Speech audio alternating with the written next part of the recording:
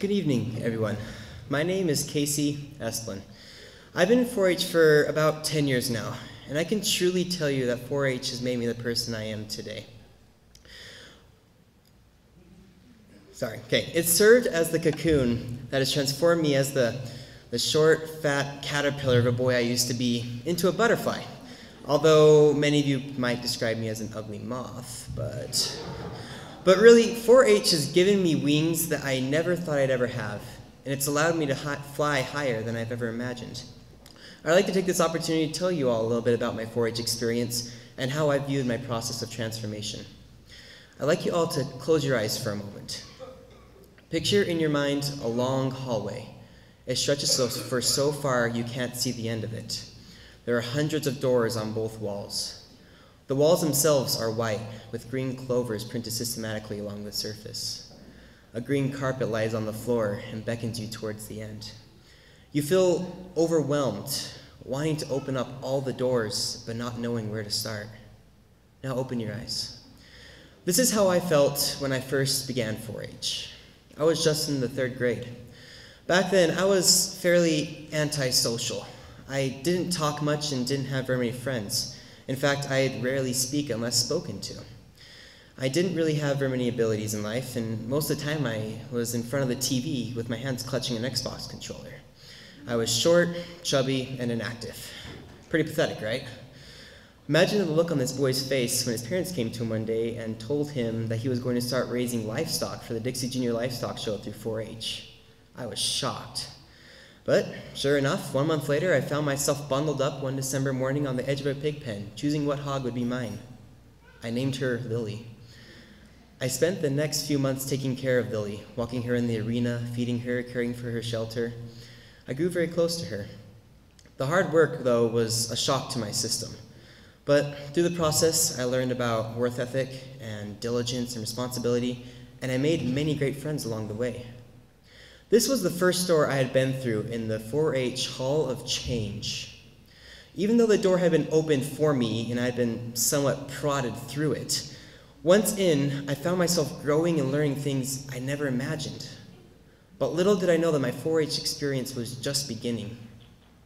When it was about my 3rd year of doing the livestock show, a man came to me and wanted to present some options I had through the 4-H program.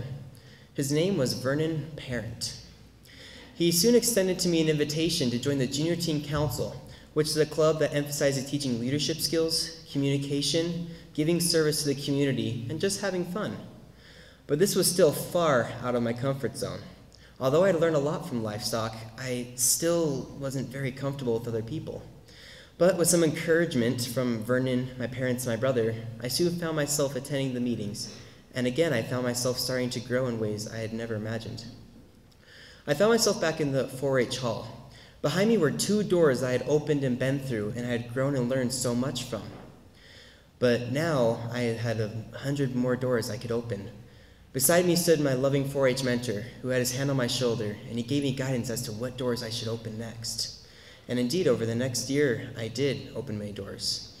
Thing is though, now I was required to open the doors for myself. But I did my best to get up my courage to do things new, which wasn't very comfortable for me. But I soon learned about shooting sports, robotics, GPS, public speaking, and a whole other plethora of new skills I never imagined I'd ever learn before high school. One time I even did county contests. I decided to do a demonstration on the saxophone, which I had recently begun to play. The concept of being in front of a crowd and a panel of judges terrified me. But I mustered up my courage and I got up in front of them and did the best talk I could. Imagine my surprise when they gave me a blue ribbon and declared me the winner of the county. Me, the kid who was scared of my own shadow, 4'10" and 130 pounds. I had beaten kids who were 3 or 4 years older than me in public speaking. I had overcome my fear and found new courage in me. In my eyes, I grew a foot. I soon found myself in high school, and along with that, I found myself quite a ways down the 4-H hallway. But suddenly I realized my mentor wasn't right by my side making my decisions for me.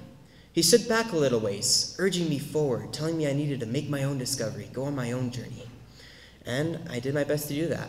Over the next few years, I participated as a mentor in many county and state events like JYC and Adventure Camp. I became a state 4-H ambassador. I was selected to be a Utah delegate at the National 4-H Conference in Washington, D.C. I also competed in many different events at state contests. One year, I competed in impromptu public speaking and took first. I soon found myself in Denver at the National Roundup held in Denver, Colorado.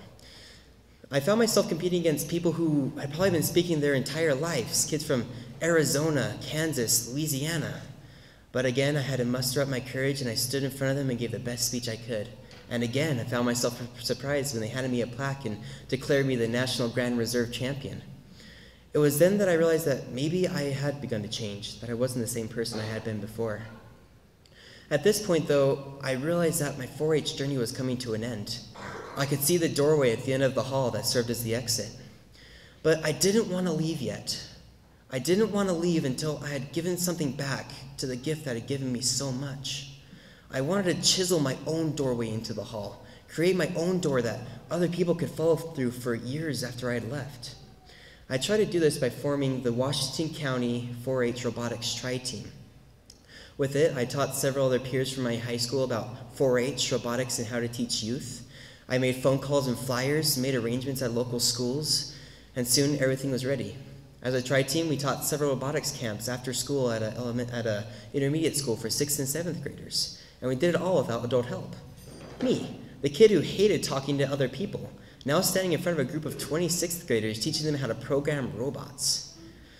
After the camp was over, I gave them information about 4-H and said my farewell. But in my mind, I had done more than just do a camp for kids. I felt that maybe I had opened a door for other youth, and that maybe other youth could follow through once I had gone. But now I'm at the end of the hallway.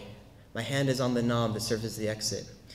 But now that I am here, I look back and I see the boy I used to be, the boy with no skills, no desires, who stood at the entry of 4-H with a look of fear and awe on his face.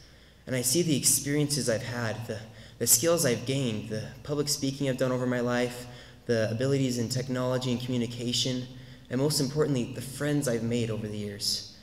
And I see how much I've changed.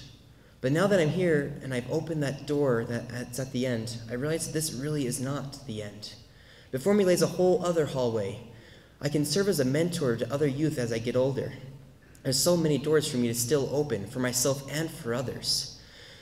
Some of the doors I'm kind of scared to open. Others I'm very excited. But I know that now I have the skills and abilities and the courage to open up these doors. Because as I look back, I now realize that I have been transformed, and I owe it all to the 4-H Hall of Change. Thank you.